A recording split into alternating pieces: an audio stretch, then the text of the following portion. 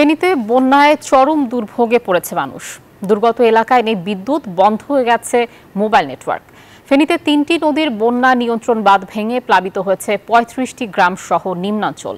পানিবন্দী হয়ে পড়েছে হাজার হাজার মানুষ। বিচ্ছিন্ন হয়ে পড়েছে যোগাযোগ ব্যবস্থা। বন্যার কারণে 3টি শিক্ষা বোর্ডের এইচএসসি ও সমমান পরীক্ষাও স্থগিত করা হয়েছে। এগুলো হলো কুমিল্লা মাদ্রাসা ও কারিগরি শিক্ষা বোর্ড। নোয়াখালীতেও বন্ধ শিক্ষা প্রতিষ্ঠান। সব মিলিয়ে টানা বৃষ্টি ও উজানের ঢলে বিপর্যস্ত দেশের দক্ষিণাঞ্চল।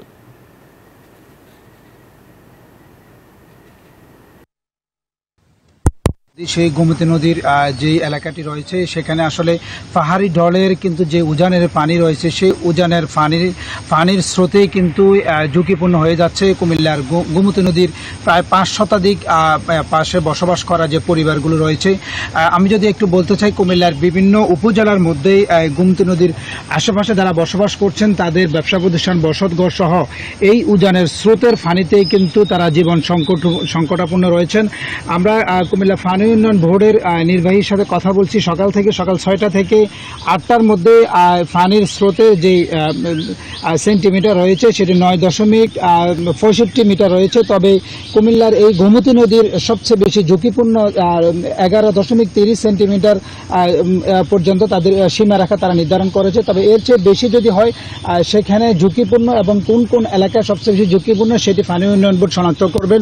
এবং পাশাপাশি আমি আরেকটি বিষয় জানিয়ে রাখি যে কুমিল্লার আসলে এই বন্যার পরিস্থিতির কারণে কুমিল্লা, ফেনী, লক্ষ্মীপুর, চাঁদপুর, ব্রাহ্মণবাড়িয়া সহ কুমিল্লা শিক্ষা বোর্ডের অধীনে যে সমস্ত শিক্ষা প্রতিষ্ঠানগুলো রয়েছে সেগুলো বন্ধ ঘোষণা করা হয়েছে। এবং এইচএসসির এবং সমমানের যে পরীক্ষাগুলো রয়েছে সেখানে পরীক্ষা নেওয়ার মতো পরিস্থিতি না থাকার কারণে সেই শিক্ষা প্রতিষ্ঠানগুলো কিন্তু তাদের পরীক্ষা স্থগিত করা হয়েছে। এই পরীক্ষাটি পরবর্তী সময় আরেকটি নির্দিষ্ট তারিখ ঘোষণা করে এই পরীক্ষাটি নেওয়া হবে। তো সর্বসাকুল্যে কুমিল্লার গোমতী নদীর আসলে এই মুহূর্তে সময় বাড়ছে এবং স্রোতও বাড়ছে। বিভিন্ন রকমের যে স্থাপনা রয়েছে নদীর পাড়ে সেই সমস্ত স্থাপনাগুলো কিন্তু নদীর পাড়ে কিন্তু বিলীন হয়ে যাচ্ছে। তো সব মিলিয়ে বলা যায় কুমিল্লার এই গোমতী নদীর আশেপাশে যে পরিস্থিতি রয়েছে সে পরিস্থিতি আপনাদেরকে এই মুহূর্তে আমি জানাচ্ছি কুমিল্লা থেকে। আমি চলে যাচ্ছি নোয়াখালী। আমার সহকর্মী অবস্থান করছেন সোহাগ, তার কাছে জানবো নোয়াখালীর সর্বশেষ পরিস্থিতি নিয়ে। ধন্যবাদ মহিউদ্দিন, আপনি যেমনটা জানিয়েছেন কুমিল্লা থেকে। আমি আছি নোয়াখালীতে। আসলে গতকালকের তুলনায় আমি আপনাকে জানিয়ে রাখি যে গতকালকের তুলনায় নোয়াখালীতে আজকে বৃষ্টি খুব কম, সামান্য বৃষ্টি হয়েছে আজকে সকালে। পাশাপাশি গতকালকের তুলনায় আজকে পানি কিছুটা কমেছে। তো পানি বিভিন্ন সড়ক থেকে পানি কিছুটা নেমে গেছে। তবে পানি নেমে গেছে পাশাপাশি কিন্তু মানুষের কিছুটা দুর্ভোগ এখনও কমেনি।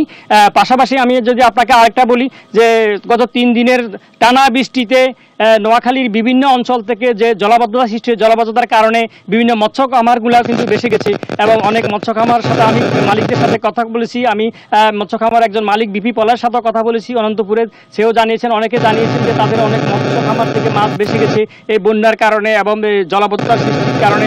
যেখানে খাল দখল কারণে আসলে পানিগুলো দীর্ঘদিন থেকে বন্দী থাকার কারণে খামারগুলো আসলে মাছগুলো বেশি গেছে, খামারগুলো বেশি গেছে। তো আমি এখন কথা বলবো, এখানে একজন খামারের মালিক আছেন, RMA খামারের মালিক বিপি পলার সাথে আমি কথা জানতে চাই যে আপনার কি ক্ষয়ক্ষতি হয়েছে এই মৎস্য খামারের?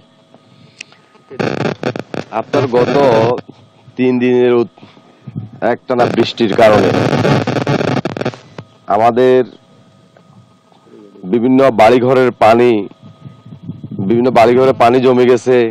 এবং আমার এই যে দেখতেছেন আপনাদের এখানে যে মৎস্য খামার আছে, আমার এই যে খামারটা এখানে প্রায় আমি আপনার 80-90 একর। বান্ডেল থাকলে প্রতি সেনমানিতে টাকা বাঁচবে। বিকাশ সেনমানি বান্ডেল কিনে জিতুন প্রতি লেনদেনে।